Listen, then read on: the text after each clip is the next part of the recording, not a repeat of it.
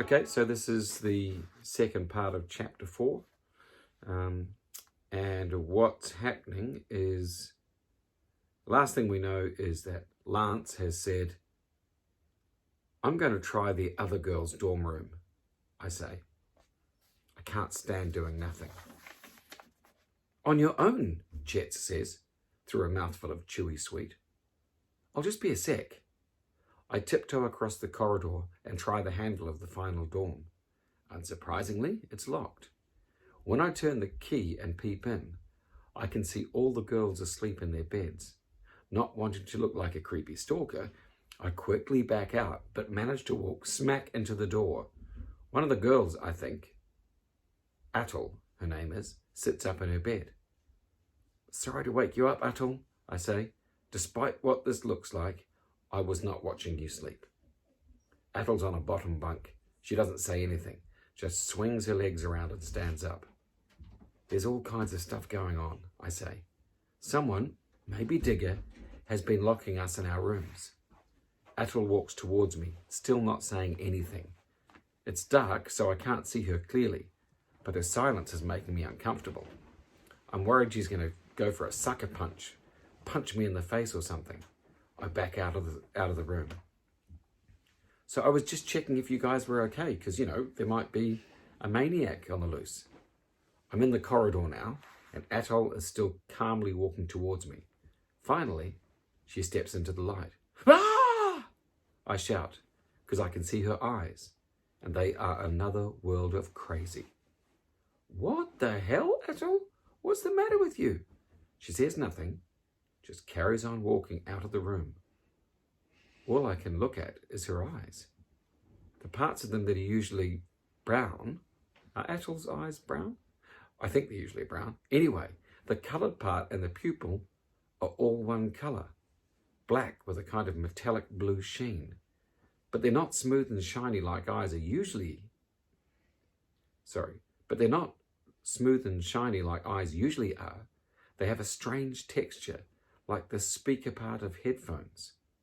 I wonder for a second if Atul has some kind of eye condition that means she has to wear funny contact lenses at night or something. But something tells me there's more to it than that.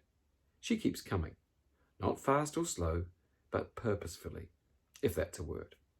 I think she's going to grab me or push me, but she just walks straight past and heads down the corridor like she's got somewhere to be. Miss Hosh's room is locked, Adrienne says, as she and Trent return from their recon mission. So is Mr. Tompkins and Miss Rani's. Should we wake them up? Did you see that? I say, did you guys see Atul? Well, she's asleep, isn't she? Adrienne says. No. Nope. I shake my head.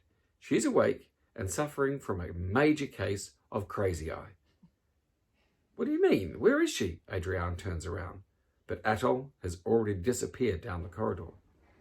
She woke up, and there was something the matter with her. Her eyes were all buggy, and she acted as if I didn't exist, like a sleepwalking wasp person. I know I sound insane. This has all been you, hasn't it, Fangs? Trent looks angry and happy at the same time. Being offensive and ripping people apart are his favourite things, after all. You set this whole prank up. I did not, I say. Whatever this is, it's way bigger than anything I could pull off. Liar, Trent shouts and shoves me into the wall.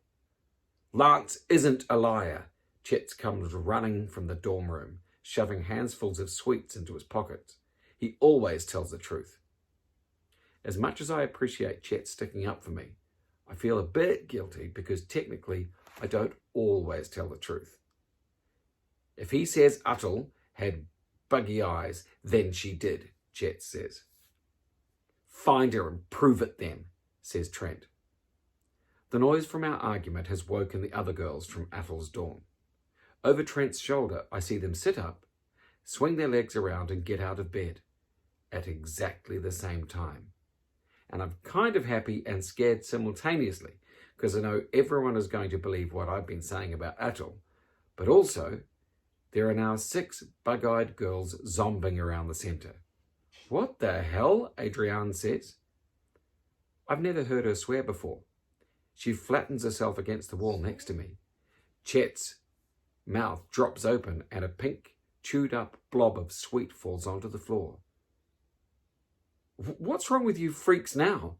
Trent glares at us as Katja and Big Mac come into the corridor with the rest of the boys from Trent's room.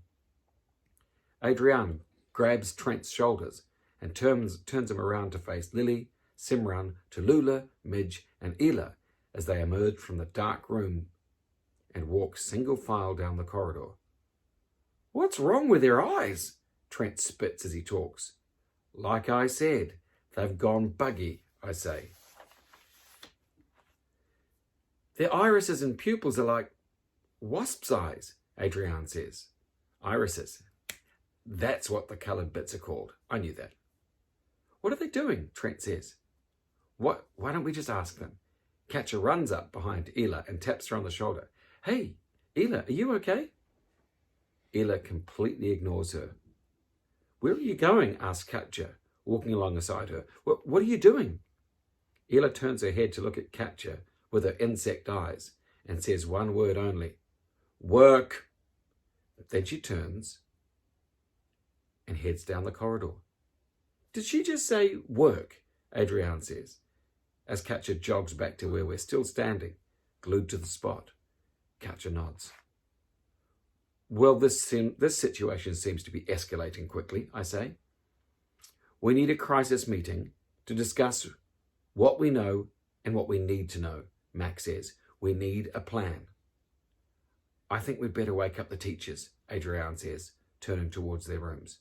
Wait, I say.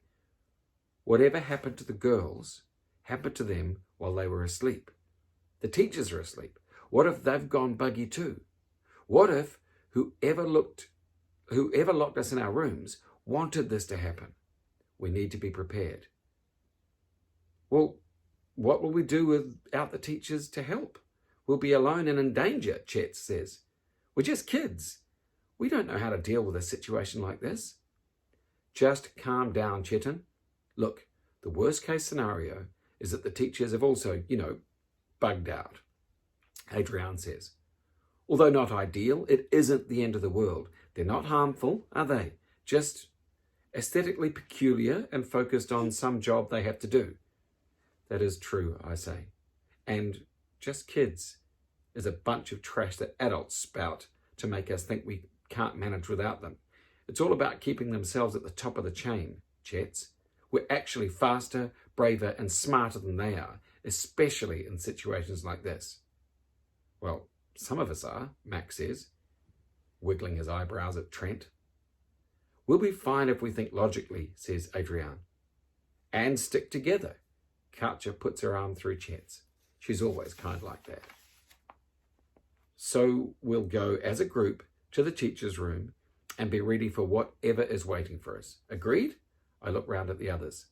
Chet, Mac, Katja, and Adrian nod. Trent and the others huff and look away, but don't argue. As a unit, we move down the corridor towards the teachers' rooms. Our first stop is Mr. Tompkins. He's the nicest, so we're able to ease us gently. I unlock his door. I think about entering, but decide to knock loudly instead. "Mr. Tompkins," Adrian calls. "Look, we're sorry to disturb you, but we appear to have a situation on our hands." I raise my knuckles to knock again, but I hear movement in the room. So I take a step backward and watch as the door handle moves downward and the door swings open. "Oh dear," Katja says, as Mr. Tompkins walks towards us, his man bun wonky and his eyes extremely buggy. Big Mac, who is Mr. Tompkins' favourite and almost as tall as him, grabs his arm and shakes him. "Look, we need your help, Mr. Tompkins." Mr. Tompkins, gently but firmly, removes Mac's hand and walks past us down the corridor. "Work," he says. "Someone should follow," I say. "We need to know where they're going." "Well, don't look at me," Trent says. I'm too young to die." "How very team-spirited of you, Trent," Adrian says. I'll go with you," says Big Mac. Report back to Trent's dorm in 10 minutes, I say. Roger that, Big Mac smiles, and he and Adrienne run after Mr. Tompkins. I think Maxim has a crush, Katja whispers to me. Honestly, girls do think about the strangest things. I can't believe that Mac would potentially jeopardize a scouting mission with flirting. Okay, Miss Rani next, I say, and we knock on her door. Miss Rani, I call, but there's no reply. We'll have to go in, Katja says. You'd better go in. I don't feel comfortable seeing Miss Rani in her night clothes, I say. Katja takes a deep breath, opens the door, and goes into the room. Miss Rani, wake up, please. In the dim light, I see her gently shake the shape nestled under a sheet on the bed. Then she gasps and runs back. Abort, she said. She's one of them. Miss Rani does the same thing as all the other bugs. For a situation that had been shocking 10 minutes earlier, I was finding myself growing rather bored with all of these starry-eyed walking zombies. On to Hosh, my arch nemesis. We move along the hall to Hosh's room, expecting a repetition of the knock. Wait, be confronted by a bug-eyed space cadet sequence. Hosh's door isn't locked, I say. In fact, it's wide open. But it was a few minutes ago, Adrienne says. Katja looks at me nervously. We both peer into the room. Everything is where it should be, except for Hosh. Hosh is gone.